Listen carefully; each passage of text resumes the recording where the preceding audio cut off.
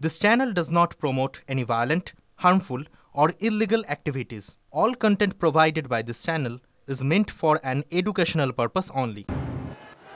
চোখ রাখবো এই মুহূর্তে সব থেকে বড় খবরে দুই গোষ্ঠীর সংঘর্ষে উত্তাল টাঙ্গী।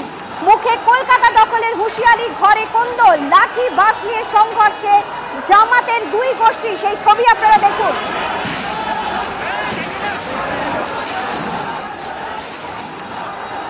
জামাতের দুই গোষ্ঠীর সংঘর্ষে উত্তাল বাংলাদেশ।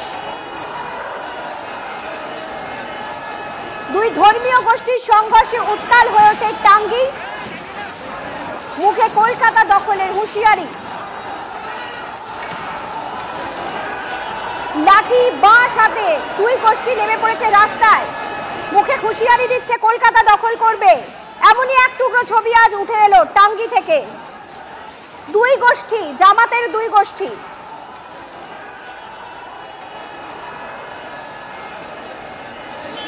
ধর্মীয় দুই গোষ্ঠীর সংঘর্ষে রীতিমতো উত্তাল বাংলাদেশের টাঙ্গী।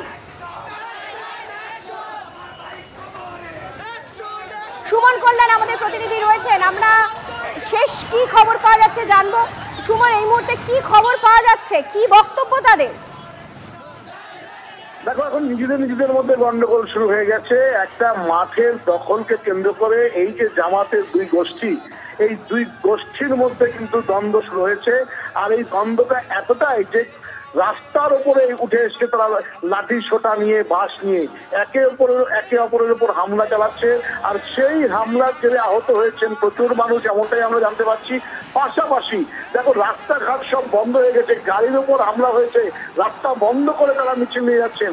ফলে বাংলাদেশের ভেতরকার যে অবস্থা, সেই অবস্থাটা যে কি, এই দুই গোষ্ঠীর দ্বন্দ্বের এই যে ছবিটা, এটাই কিন্তু জানান দিচ্ছে। ফলে ইউনিস প্রশাসনের যে ভাবমূর্তি ছিল, আগে সনাতনদের উপর হামলার একটা বক্তব্য ছিল, আজকেও আমরা দেখেছি খ্রিস্টানদের উপর একাধিক ফতোয়া জারি করা হয়েছে। তারপর এই যে ছবিটা, এই ছবিটা জানান দিচ্ছে পরিস্থিতি কিন্তু বাংলাদেশের অত্যন্ত ভয়ঙ্কর।